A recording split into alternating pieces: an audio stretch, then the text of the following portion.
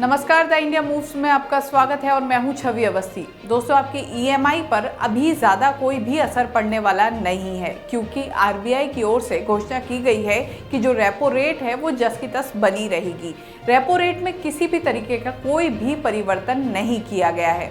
आपको बता दें कि रेपो रेट लगातार 10वीं बार अभी भी किसी तरीके के बिना बदलाव के साथ जस की तस 6.5 पर बनी हुई है।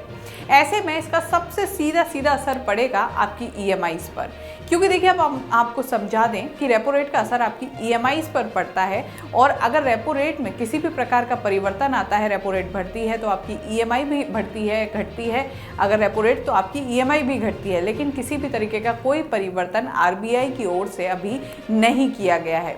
इसी के साथ आपको थोड़ा सा ये भी समझा दें कि रेपो रेट बेसिकली होती क्या है। रेपो रेट वो है जो आरबीआई अपनी तरफ से जिस तरीके से कर्जा जिस आधार पर देता है अन्य बैंकों को, उसको रेपो रेट बेसिकली मोटे शब्दों में कहा जाता है। और इसी के साथ क्योंकि आम व्यक्ति का रेपो रेट से क्या उससे फ़र्क उसको पड़ सकता है, वो हमने आपको उसी तरीके से समझाया है कि जैसे अगर आप कोई ईएमआई भर रहे हैं, आपने किसी भी चीज़ पर कोई लोन लिया हुआ है और उसकी किश्तें दे रहे हैं, उन पर उसका असर पड़ता है। तो कुल मिलाकर समझ सकते हैं कि आरबीआई की ओर से घोषणा की गई है। आरबीआई के गवर्नर शक्तिकांत दास ने कहा है कि जो रेपो रेट है वो इस बार भी वैसी की वैसी बनी रहेगी। 10वीं बार कोई भी परिवर्तन इसमें नहीं किया गया है।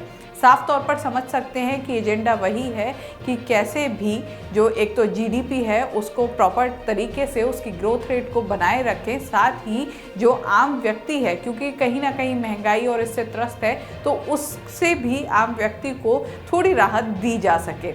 इस तरह की खबरों के लिए और उन खबरों का आप पर क्या असर हो रहा है उसके लिए द इंडिया मूव्स को ऐसे ही देखते रहिए। अपनी बात हमें ज़रूर बताइए, आपके मन में कोई कमेंट है या फिर किसी मुद्दे को आप उठाना चाहते हैं, हमसे साझा ज़रूर करिए। नमस्कार।